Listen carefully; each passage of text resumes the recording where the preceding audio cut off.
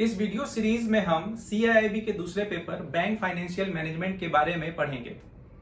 इस वीडियो में पर्टिकुलरली हम BFM के मॉड्यूल ए इंटरनेशनल बैंकिंग के यूनिट 1 जो कि exchange rate and forex business है के बारे में पढ़ेंगे। Exchange rate and forex business को समझने से पहले हमें यह समझना पड़ेगा कि इंटरनेशनल बैंकिंग क्या होता है, इसकी हमें जरूरत क्यों पड़ी। देखिए, इंटरनेशनल बैंकिंग एक ऐसा प्रोसेस है जिसके तहत एक कंट्री का फाइनेंशियल इंस्टीट्यूशंस या बैंक दूसरे कंट्री में बैठे हुए अपने फॉरेन क्लाइंट्स को सर्विसेज देता है। ठीक है, अब देखिए इंटरनेशनल बैंकिंग की जरूरत क्यों पड़ी।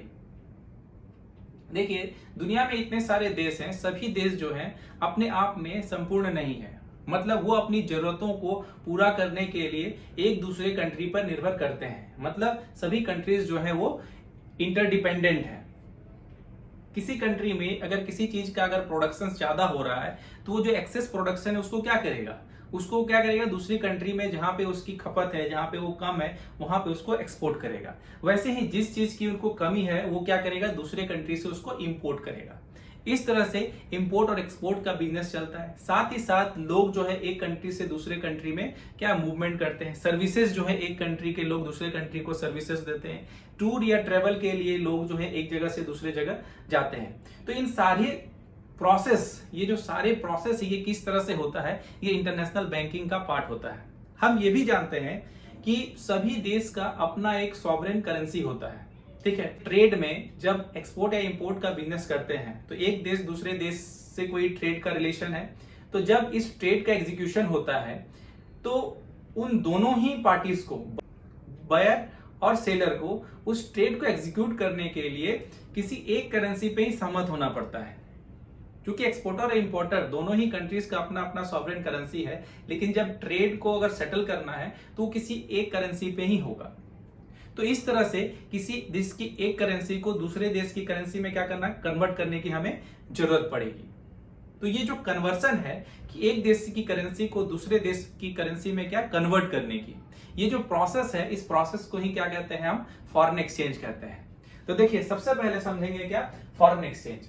तो जैसा कि मैंने कहा, फॉरेन एक्सचेंज का मतलब क्या होता है, कन्वर्सन ऑफ करेंसी। मतलब एक देश की करेंसी को दूसरे देश की करेंसी में कन्वर्ट करने को हम क्या कहते हैं, फॉरेन एक्सचेंज कहते हैं। इसके साथ ही साथ फॉरेन एक्सचेंज का मतलब होता है कि अपने देश की करेंसी के अलावा जितने भी दूसरे देश की करेंसी को हम क्या कहते हैं, फॉरेन एक्सचेंज कहते हैं। जैसे हमारे देश की करेंसी इंडियन रुपीज है, तो हमारे लिए USD या ऑस्ट्रेलियन डॉलर या फिर जापानीज येन, ये सारे हमारे लिए क्या है, फॉरेन एक्सचेंज है। फॉरेन एक्सचेंज को शॉर्ट में फॉरेक्स या फिर FX भी कहा जाता है, FX से डिनोट भी किया जाता है। ठीक है, अब देखिए जो फेमा का गाइडलाइन है, फॉरेन एक्सचेंज मैनेजमेंट एक्ट 1999, उसने फॉरेन एक्सचेंज का डिफिनेशन दिया है कि फॉरेन एक्सचेंज का मतलब फॉरेन करेंसी भी होता है, और इसके साथ ही साथ कोई भी क्रेडिट या कोई भी डेबिट या कोई भी बैलेंस जो कि फॉरेन करेंसी में पेबल हो, उसको हम फॉरेन एक्सचेंज में कहते हैं। कोई भी क्रेडिट या कोई भी डेबिट या कोई भी balance which is payable in foreign currency, that is called foreign exchange. साथ ही साथ कोई भी ऐसा इंस्ट्रूमेंट जैसे ट्रेवलर चेक्स हो गया, ड्राफ्ट्स हो गए, बिल ऑफ एक्सचेंज हो गया, प्रोमिसरी नोट हो गया, जो कि इंडियन रुपीज में ड्रॉ हुए हैं लेकिन पेबल है फॉरेन करेंसी में, तो उसको भी हम फॉरेन एक्सचेंज कहते हैं। इसके साथ ही साथ ये सारे इंस्ट्रूमेंट्स अगर कहीं दूसरे जगह में आउटसाइड इंडिया में ड्रॉ हुए हैं लेकिन पेबल है इंडिया में, तो इसको भी हम फॉरेन एक्सचेंज कह सकते हैं। समझते हैं कि फॉरेन एक्सचेंज मार्केट, देखिए ये सारे जो प्रोसेस है फॉरेन एक्सचेंज का कन्वर्सन, ये कहां पे होता है, तो ये जो प्रोसेस जहां पे होता है उसको क्या कहते हैं, फॉरेन एक्सचेंज मार्केट। ये जो फॉरेन एक्सचेंज मार्केट है, ये कोई चार दीवारी में बना हुआ कोई मार्केट नहीं होता, ये एक ओपन मार्केट है और एक ग्लोबल मार्केट है। यह मार्केट का फीचर यह है कि ये जो मार्केट है ये क्या है, एक बहुत बड़ा ग्लोबल मार्केट है, ये कोई चार दीवारी में बंधा मार्केट नहीं है। इस मार्केट का जो हम एक्सेस है हम इलेक्ट्रॉनिकली कर सकते हैं, मतलब अपने कंप्यूटर से, अपने मोबाइल से हम कर सकते हैं, कहीं पे भी कर सकते हैं। ये मार्केट जो है वो 24 आवर्स मार्केट है, मतलब ये मार्केट 24 आवर्स वर्क करती है। इसका रीजन ये है कि चूंकि ग्लोब में, मतलब वर्ल्ड में एक कंट्री का टाइमिंग दूसरे कंट्री का टाइमिंग से क्या अलग हो सकता है। जैसे जब इंडिया का मार्केट जब ओपन होता है उसी समय न्यूयॉर्क के मार्केट जो क्या होते हैं बंद होते हैं, यूएसए के मार्केट बंद होते हैं, जिसकी वजह से इस टाइम गैप की वजह से ये मार्केट जो है वो 24 आवर्स वर्क करता है। तो फॉरेन एक्सचेंज मार्केट का ये क्या है, फीचर है कि ये एक ओटीसी मार्केट है, over the counter. Over the counter मतलब हम इसको इलेक्ट्रॉनिकली तरीके से हम इसको एक्सेस कर सकते हैं। ये एक 24 आवर्स मार्केट है जो हमेशा ओपन रहता है। अब देखिए फॉरेन एक्सचेंज मार्केट में जो एक्सचेंज रेट है वो हमेशा क्या डायनेमिक होता है। एक्सचेंज रेट क्या हमेशा डायनेमिक होता है और हमेशा फ्लक्चुएट करता है।